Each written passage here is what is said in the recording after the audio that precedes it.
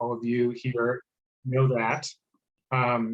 But thankfully, we're witnessing what I would call an evolution of solutions, conversations, policies, actions that we have not seen before, at least not in the US. And so it felt appropriate to talk about some of these emerging trends in the new year, trends at the state level, at the national level, and even at the international level. And I think of today's webinar as an appetizer, hopefully a tasty one, for what I suspect will be many other webinars and events and actions throughout the rest of this year and beyond. And it's my hope that all of you attending will learn something and also feel even more empowered to take action with this knowledge. So we're going to start in the States, where we have seen a concept known as producer responsibility really catch fire. Even 4 years ago, the idea that we might hold product makers responsible for making wasteful, polluting packaging was somewhat of a foreign idea, even to many of us advocates working on this issue.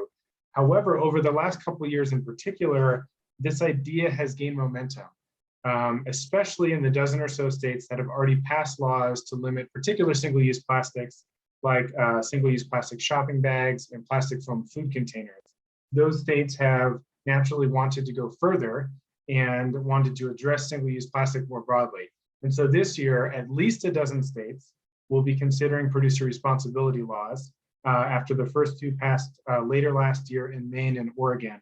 So this issue is suddenly really mainstream. Here to talk about Colorado is one of the leading states on the issue is my colleague Danny. Being from Colorado and myself being based in Colorado, I've learned a lot from Danny, especially how to lead a great campaign. So I'm excited to hand it over to Danny to talk about Colorado and what's happening regarding producer responsibility. Danny?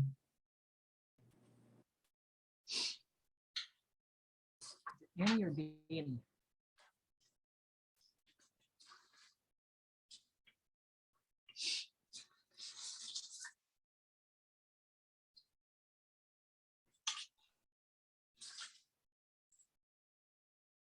Oh, Danny's. There we go. Great. Thanks. Sorry, everybody. Couldn't quite get off mute there. Thanks, Alex. So as Alex said, my name is Danny Katz. I'm the executive director of COARE, the Colorado Public Interest Research Group. For those of you who aren't familiar with us, there are a number of states that have PIRGs, and our mission is to work for a safer and healthier future in which everybody is freer to pursue their own individual well-being as well as the public good.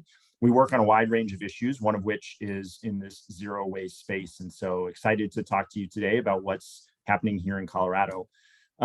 I was debating whether to show some slides, but instead I've got some items that I will do a little show and tell with you a little bit later.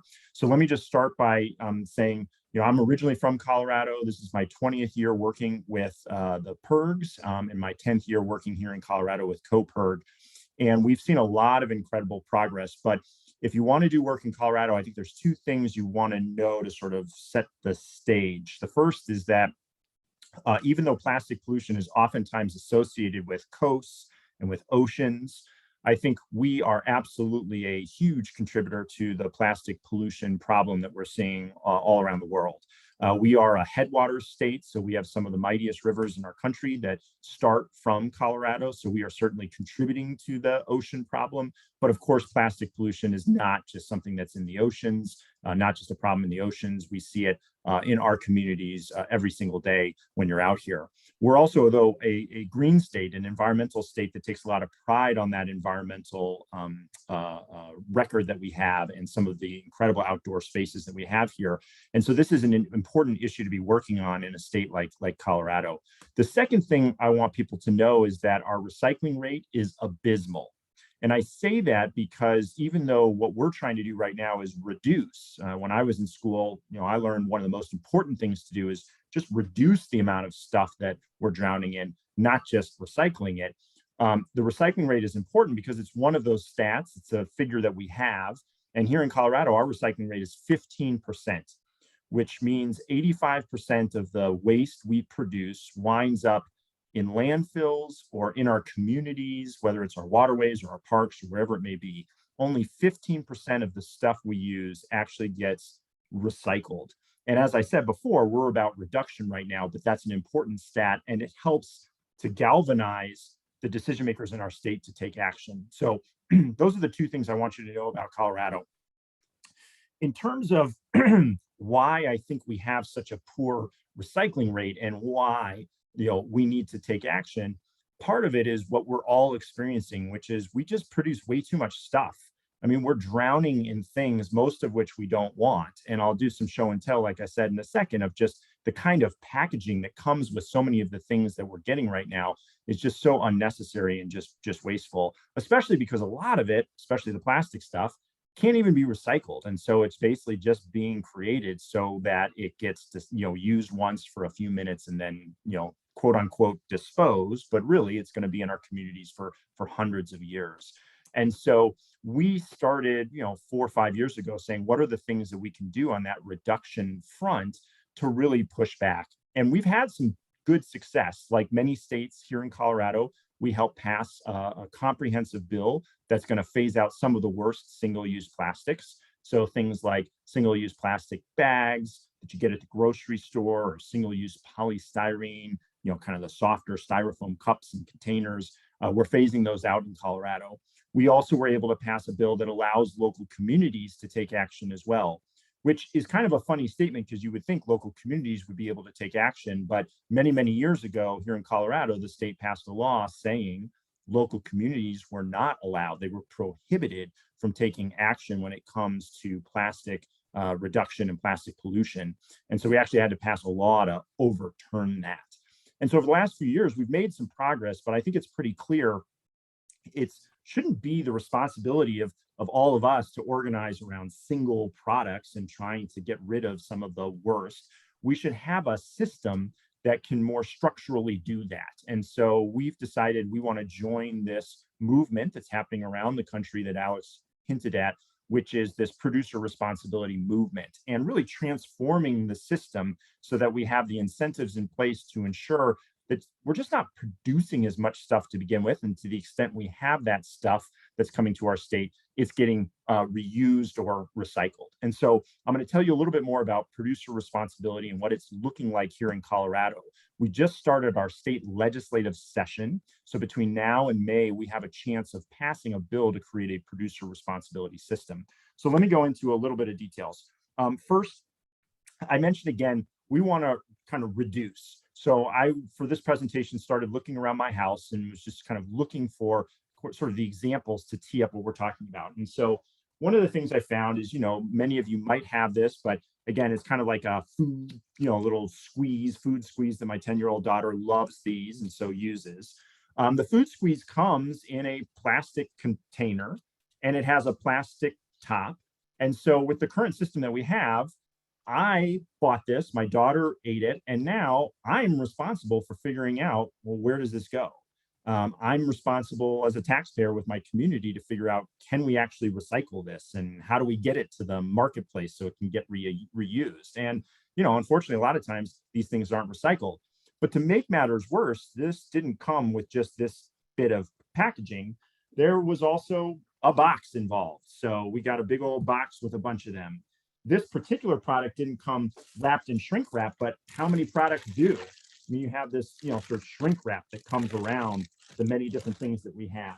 And so it's amazing when you think about all the packaging that's around all the different products. And when I say packaging, it's not just, a container. I mean, when I'm talking about packaging, I'm talking about mail. I'm talking about the envelopes that come in here. Some of the packaging is packaging that you would think is quite recyclable and valuable, like glass. So we have these glass jars here.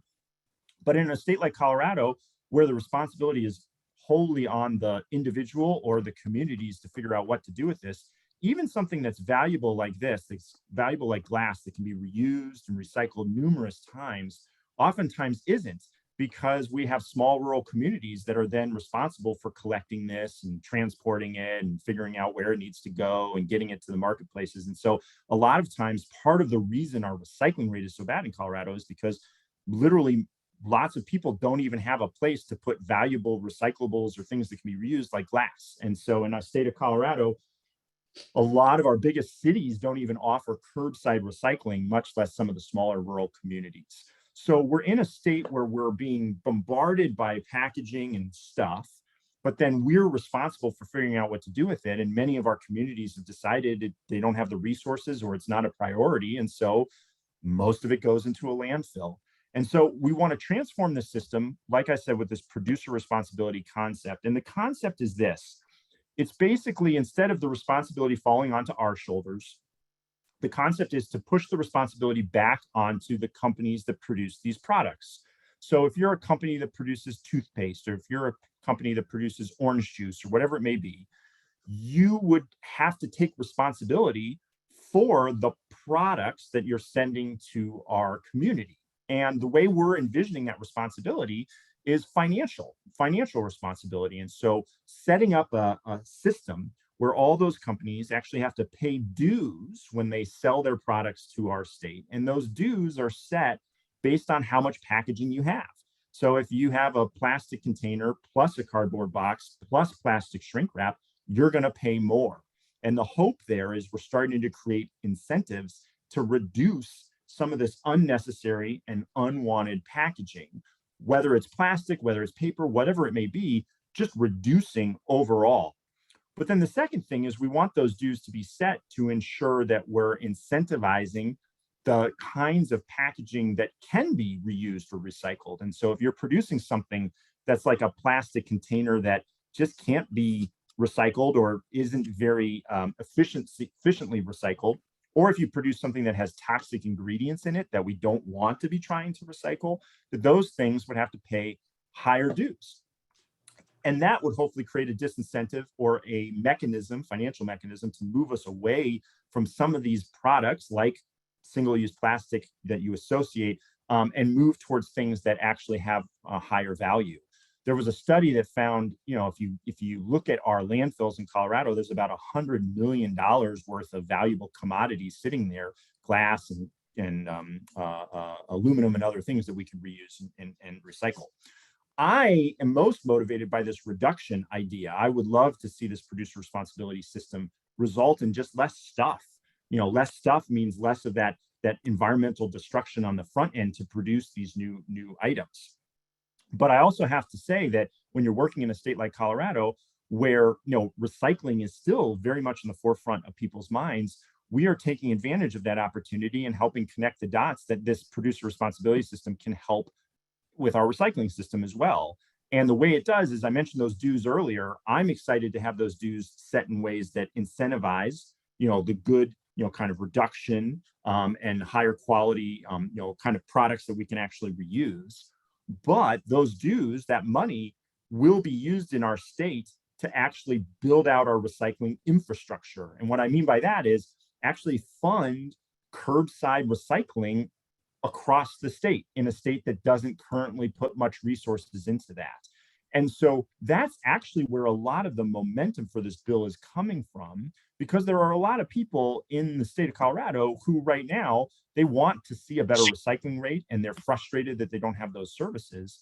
And so they're motivated to embrace the system because they see it as a way to get better service to people around the state. And make sure that it's not about whether you live in a more affluent community or less. It's everybody has the same access to curbside recycling. That's allowed us to build some bridges with local governments that before maybe weren't as involved with the reduction side and helping us push back on some of the single-use plastic pollution that we're drowning in.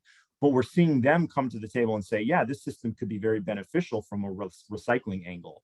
We're also seeing a lot of interest from some of the larger trade associations and industry groups that, in years past, I've not been on the same page with in terms of some of the work that we've done, but we've seen, especially in the bottling in the beverage world, a lot more interest in coming to the table around this producer responsibility, because if we actually can collect more of that stuff that's wasting away in our landfills right now and get it back to some of these companies, they can reuse it and increase the amount of recycled content that's going into these things, or better yet, start producing things that can be more reusable or refillable.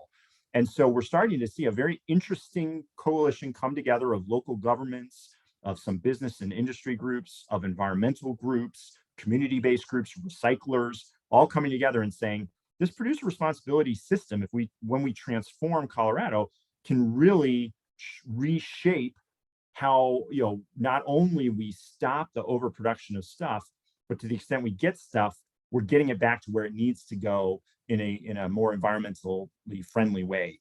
And so that's the basic concept. Happy to go into more details. Just one thing to know, if when we pass this bill, which we're looking to do this year in Colorado, this isn't the kind of thing where the bill will suddenly kick in and everything will be set up. So it's going to be a few years of developing the do's and figuring out what are the items that are going to be considered recyclable or not recyclable. So there's a lot of important decisions. This first year is really about saying to the state of Colorado, we're going to set up this system and here are the parameters. And that's the bill we're trying to pass, and following in the footsteps of Maine, Oregon, and dozens of countries around the world that already have something like this in place. So that's the basic concept. I'll leave questions to lead me down the path of what details you want more of. But for now, I'll pass it back to Alex, and I'll be on the rest of the time so I can answer questions. Thanks everybody for joining, and look forward to telling you even more. And at the end, I think my contact information will be in the information you get, so you can contact me. Indeed, thanks, Danny. Really appreciate it. For those of you that do have questions for Danny, we will take questions at the end. So best way to submit a question is just to drop it in the chat. We'll be following those and answering as many as possible at the end, most likely in order of appearance. So again, please drop a question if you have one, and we'll share information at the end, like Danny said, if you want to contact Danny directly. And thanks again.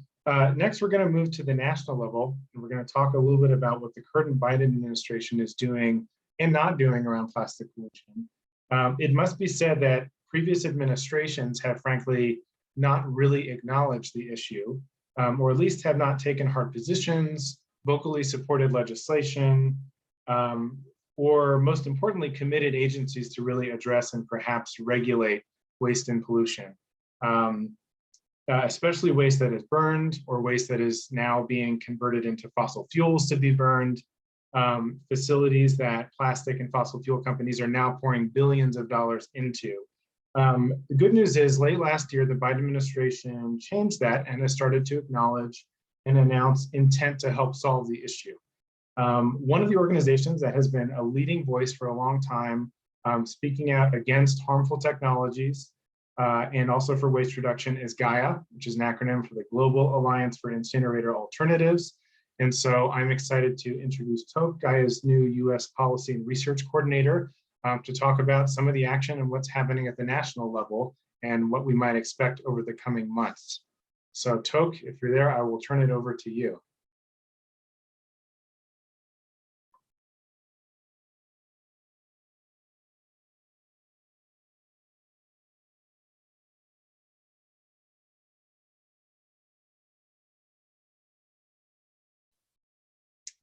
And we may need help unmuting Toke.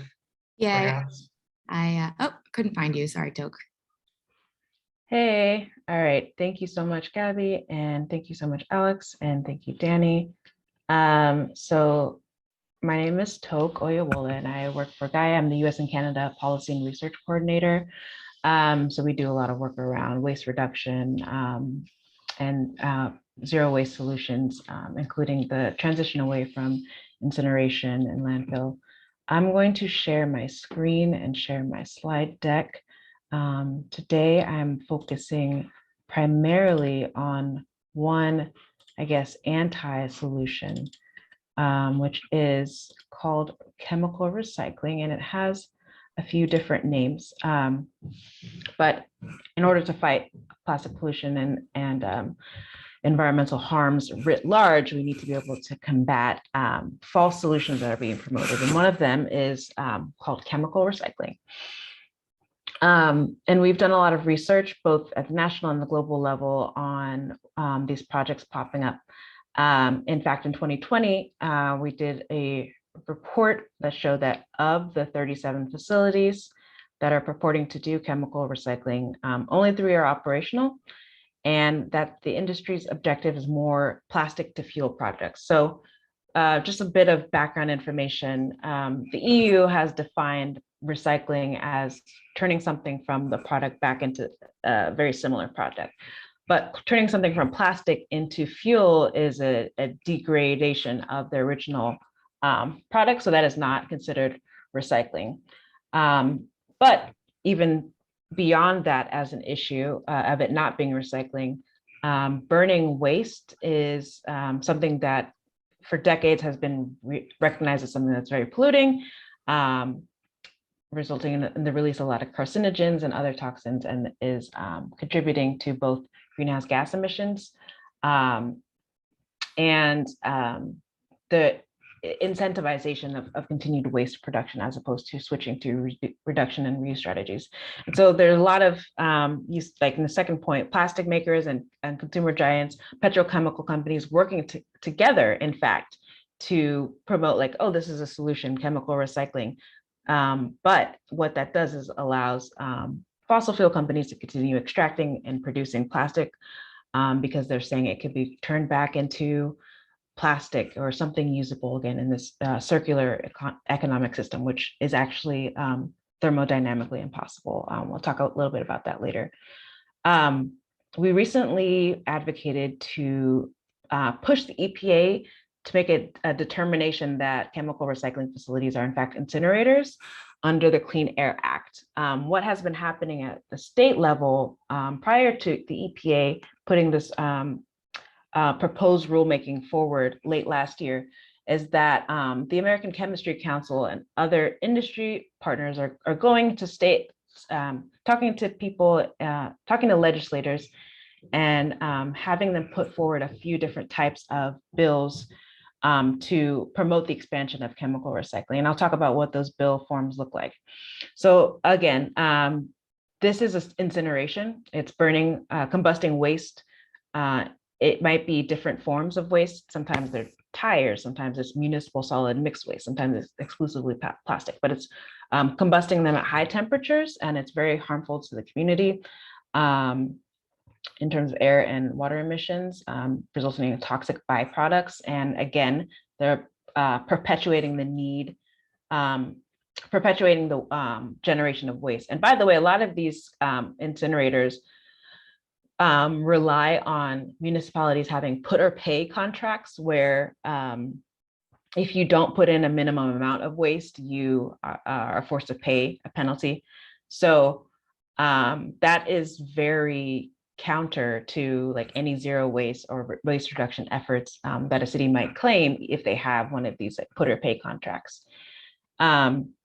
Waste to fuel is another term, plastic to fuel is another term. Greenpeace also did a report in 2020 showing that most of the products that ACC is backing are not viable, and that at best, only 0.2% of yearly plastic production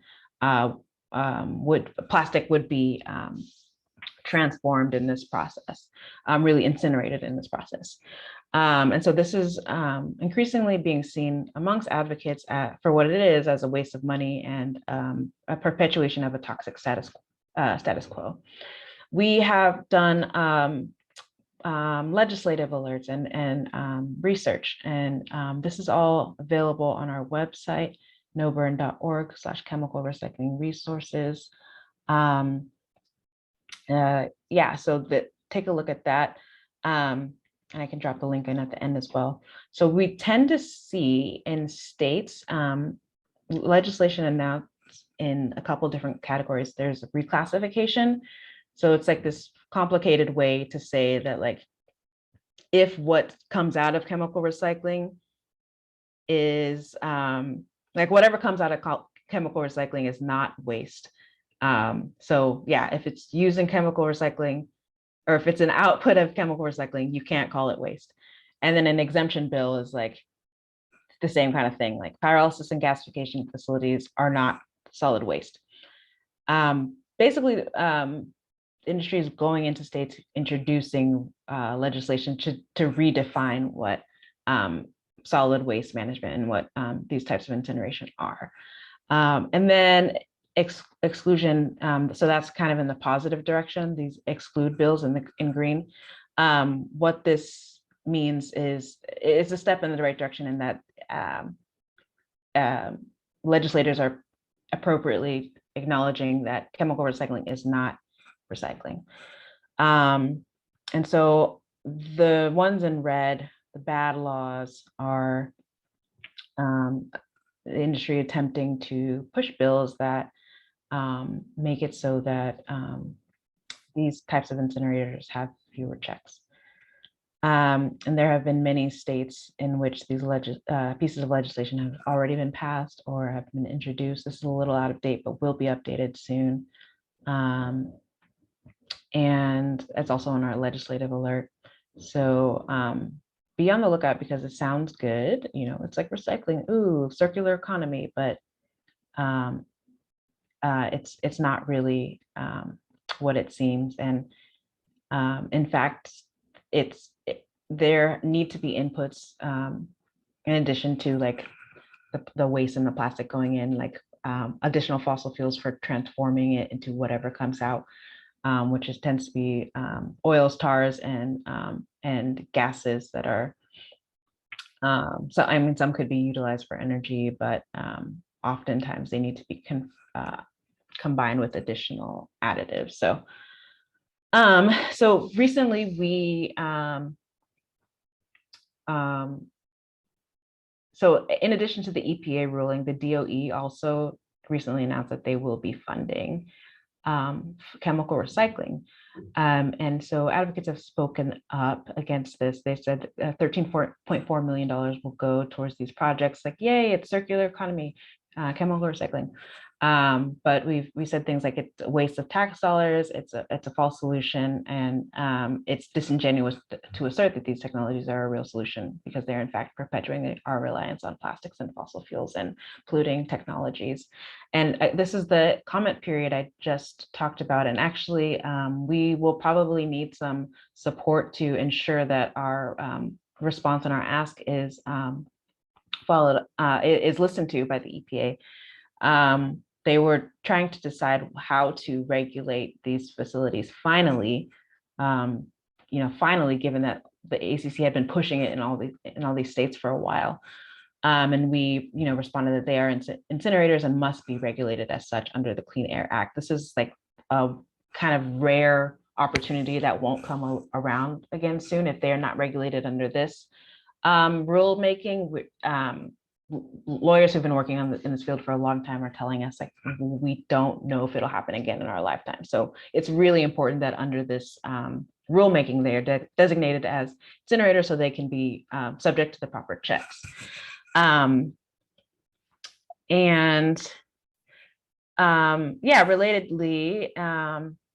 the EPA announced its recycling plan, which also included chemical recycling. The EPA saying, all options, including chemical recycling, should be discussed when considering methods for sustainably managing materials. So this is kind of glassing over what chemical recycling really is. So that's an issue, but another big issue is that this EPA is announcing a recycling plan without doing things upstream first, reduction and reuse plans. It's really kind of backwards to start with this recycling, which is still a waste management strategy. So some key takeaways here. We know enough about the industry to know that chemical recycling can never lead to a circular economy.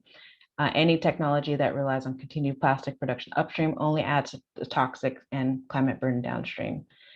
The next, chemical recycling industry has had decades to figure out how to make viable products and still have not achieved their claims. In fact, a closed loop or circular system is thermodynamically impossible. So this industry is a smokescreen for perpetuating a toxic status quo via greenwashing. And we need a strong offensive strategy. We need to be talking about true zero waste solutions, reduction, reuse. This includes things like, working with folks like GAIA or others who are organizing around this issue and asking how to plug in, and also coordinating press, coordinating media attention, expressing outrage, expressing the facts. Just merely the facts is like, actually, this isn't quite what people are saying it is. You can contact me if you want to learn more or get involved. Again, as I mentioned, the EPA comment period will probably require some mobilization to ensure that it's regulated as incineration. I also wanted to mention, Danny, I appreciated in your EPR presentation that you expressed your interest in, that you were more interested in the reduction and reuse part of things. And I have to note that in like the industry has recognized like EPR is happening, it's being pushed forward, and have like inserted themselves into a lot of the different policies to make sure that it benefits them. And I guess I just want to echo the point that like EPR itself is not going to result in reduction, and that it is beneficial to have producers be responsible for sure, but we need to look at what the legislation is and be really critical as well, and aim for high reduction and reuse targets in all the things that we're doing. So yeah, thank you all so much. Let me know if you have questions.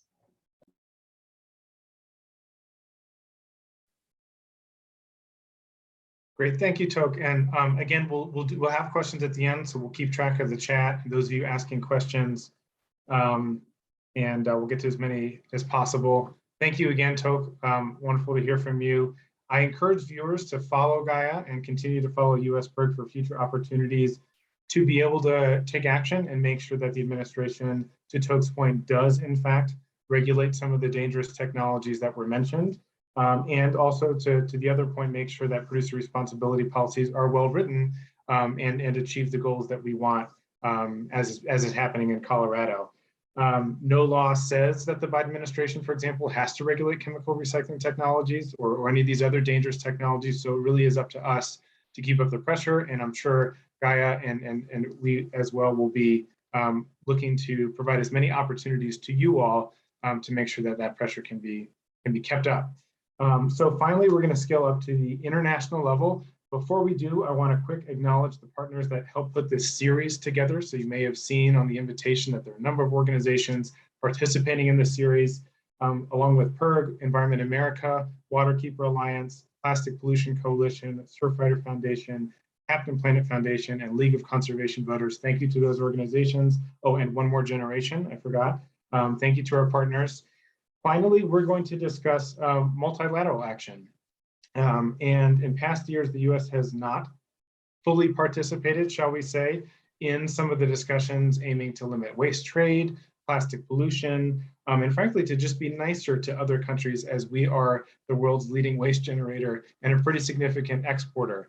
However, some of that changed recently in terms of at least the US coming to the table, and there's some important discussions coming up in the next couple months that our next speaker, Christopher, is highly involved in. And so I'm excited for you all to hear from Christopher with COARE, the Center for Oceanic and Atmospheric. Oh, I'm going to mess it up, but Chris will clarify that to talk about what's going on at the international level and what you can all can do. So thanks, Christopher.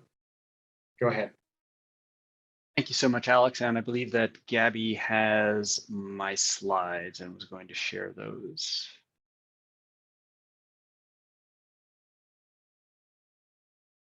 I don't necessarily need them, but yes, I'm Christopher Chin with the Center for Oceanic Awareness, Research and Education, also known as COARE. What we are going to do is we're going to talk about the global approach, multilateral and environmental agreements. Go ahead and next slide, please. Multilateral environmental agreements, also known as MEAs, the United Nations Environment Assembly. We'll talk about the process and history that has brought us to where we are now in the international battle. We'll talk about some of the challenges and how we can all change the world. Next slide, please. So the global approach, plastic pollution is literally everywhere, as you know. It knows no jurisdictions and it doesn't respect national borders. So the most comprehensive way to approach this problem is by taking the entire life cycle of plastic into consideration and with global coordination. Next slide, please. So multilateral environmental agreements. They're also known in simple terms as treaties. The most familiar MEA that you might know is the Paris Agreement. Other examples that you might know are the Minamata Convention on Mercury and the Basel Convention on the transboundary movement of hazardous waste. And that's one that is coming up a lot now with in the terms of plastic. Next slide, please. So UNEA, the United Nations Environment Assembly, it is the world's highest level decision-making body on the environment. And it comprises all 193 member states of the United Nations and meets roughly every 2 years in Nairobi. Next slide, please. So the first UN Environment Assembly took place in 2004. And even back then, plastic pollution was a hot topic. They called the resolution that dealt with this marine plastic debris and microplastics. And basically the resolution didn't have a lot of teeth, but it talked about the problem and why it was a big issue and why it was important that we all deal with it, and sent countries off into their own corners to basically do better. 2 years passed, came up again, marine plastic litter and microplastics, they called it this time. We need to do better, Everybody reduce your waste, come up with a plan. The next UN Environment Assembly comes along, marine litter and microplastics is the topic. And this time it actually took steps and it created an ad hoc expert group to basically discuss this and figure out solutions and come up with new ways that we could deal with the plastic pollution crisis. So the expert group met over a 2-year period, and I noticed there's a typo in here. It should be 2018 to 2019. It met twice in a couple of different places, and we discussed all kinds of things. And basically, it was convincing countries that we needed to take bold action. It was fighting against the industry who was saying, oh no, we need more info, we need more science, we need status quo, we don't have enough information. We thought coming out of that we might have a strong movement into the next United Nations Environment Assembly, the one that took place in 2019. And our hope was to create a mandate and have a resolution to begin the negotiation of a potential treaty. Well, the industry and its allies shut it down, and we barely got out of UNEA 4 with an agreement to extend the expert group. So the expert group met 2 more times, and now we're coming into the next United Nations Environment Assembly with the hopes of obtaining a mandate for an intergovernmental negotiating committee, which is where a potential treaty would be discussed. Next slide, please. So the challenge is, why is this so hard?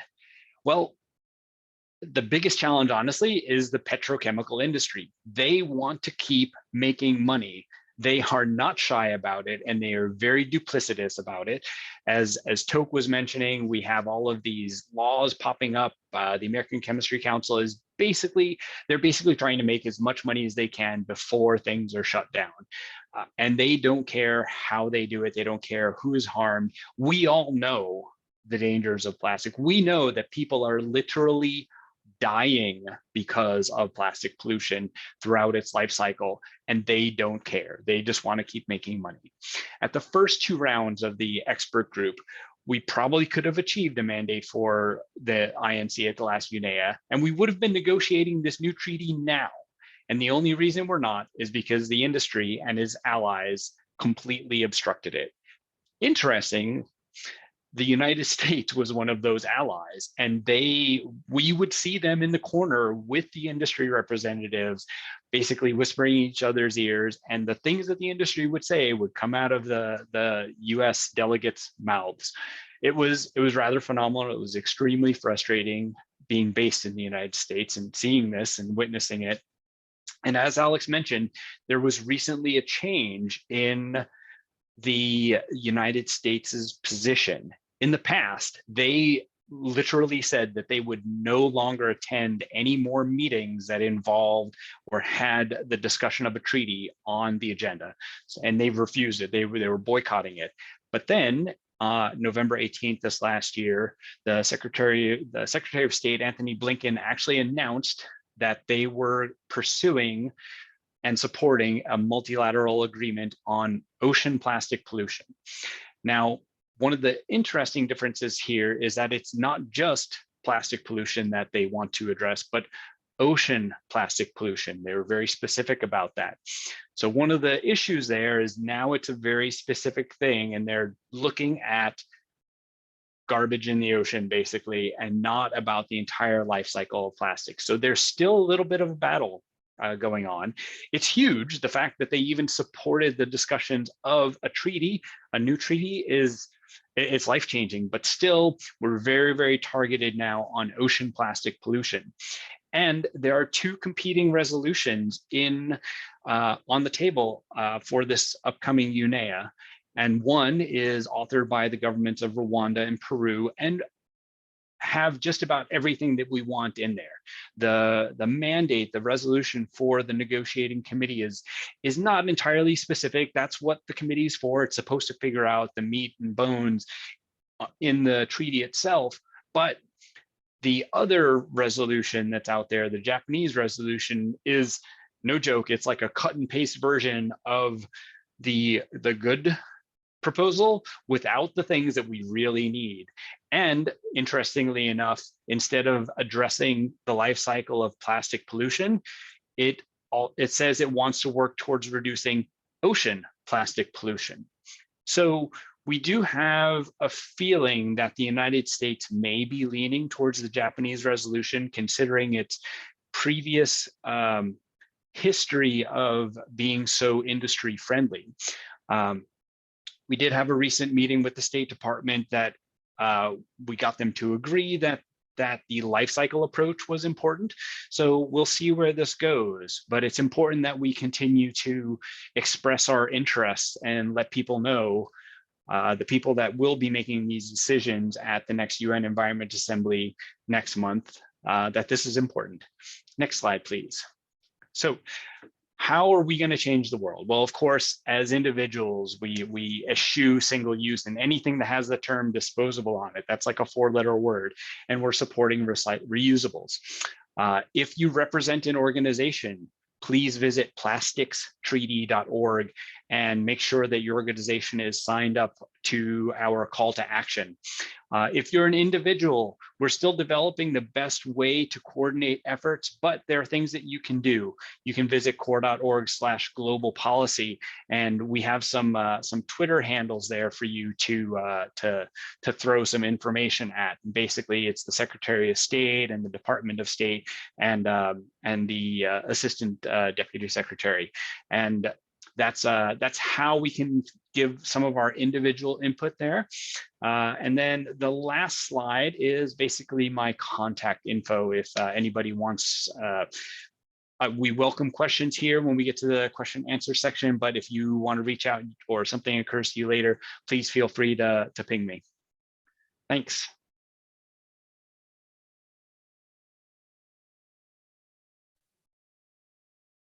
Excellent. Thank you, Christopher.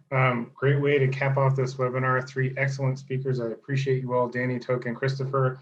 Looks like we've got maybe 13 minutes for questions. So I'm going to go through some of the questions in the chat and answer them if I'm able, and then probably kick them to some of the speakers. And we'll cover as much as we can. Okay, so in order, and if I might not get your name right, so I'm just going to answer the question directly. Of course, the cost will be passed on to the consumer, and I think that's okay. That's in regard to producer responsibility policies. So fees to the manufacturer, will that show up in cost to consumer? Very possible. I think one thing I would mention, and Danny talked to this, if the fees are higher for less recyclable packaging, then the cost might be higher for the bad things, but less so for the good things. We'll see how that manifests. Danny, do you want to add anything to that point? I was looking at the chat. There's a couple of questions, a bunch of questions I think I can get at in just a few statements. So do you want, can I dive in real quick? Go for it. So you answered that one. There were a couple of questions just on the mechanics, just still trying to wrap your head around what does producer responsibility mean. The questions on the dues, who would pay the dues, and the way that we're envisioning it in Colorado is it would be on the brand that's producing the product. So it wouldn't be on the entity that produced the aluminum can or the plastic bottle or the plastic shrink wrap, but on the company that uses it, whether it's Coca-Cola or Crest toothpaste or whatever it may be. And if it's a retailer that has their own product line, then it would be the retailer.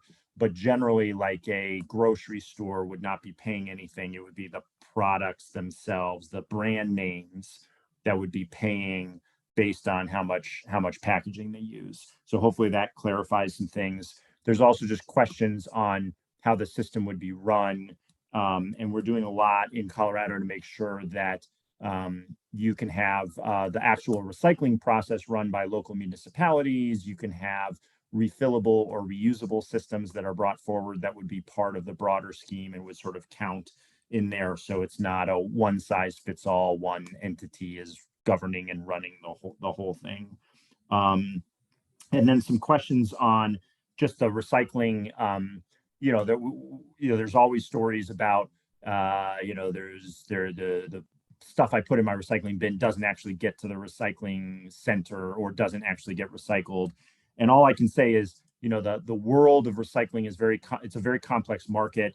At least here in Colorado, we know there's a lot of materials that we're short of. So we have glass recycling facilities that don't get enough glass, and aluminum, same thing. So we know, at least in Colorado, getting more things into more recycling bins will be appreciated in the marketplace, and that there's companies who are trying to get those materials. We also assume that just having a better, more consistent supply of materials can also help some companies make the right decision. Some, companies reuse things. But to the comment made earlier, recyclable doesn't mean take a product and burn it, or take a product and turn it into something that's not really going to be reused over time. So we're working to make sure there's language in our bill. In fact, there is some that call out the chemical recycling as that doesn't count for being considered a recyclable product here.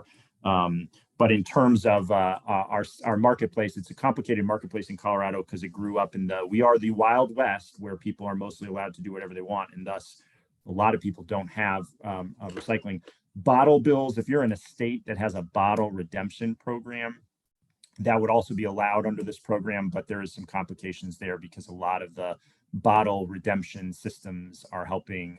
It would be harder to just install a bottle redemption system in Colorado off the bat, because we use a lot of the money from bottles to fund our local recycling infrastructure. So we have to unwind that a little bit. So anyways, some attempts at getting a bunch of questions in the chat, and hopefully that did that on the producer responsibility side. And I think there was one maybe follow up to that from Scott. If producers are allowed to pass on cost due to consumers, then does it do anything? I think the idea of graduated fees, you pay more for a bad product, less for a good one, changes that. Hopefully that answers the question. But thanks, Danny, for addressing all those others. You covered a lot in that. I think all the questions that were directed towards you. So I think we have a couple questions that were directed towards Toke. Let's see, I think there was a question from someone in Virginia about environmental communities being put in a tough position, compromising on chemical recycling bills in order to get other plastic bills. That's a tough position to be put in, but I think one of the things Toke mentioned was how a lot can be handled at the federal level to make it easier to prevent those things from happening at the state level. Toke, do you want to add anything to that, to political trade-offs, or how different levels of government might help each other? And we may need another unmute assist. Yes, thanks. I would love to see the specifics. That sounds awful.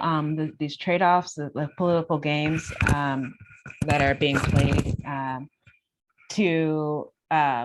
that are preventing folks in your community from being able to fight chemical recycling sound really bad. So I don't know. Feel free to reach out to me, toke@no-burn.org. But yes, as Alex says, also, it will be important to push this at the federal level for them to regulate chemical recycling as incineration. I don't know. I would love to hear more about what's happening in your state, because we do have some capacity to help in state-specific campaigns.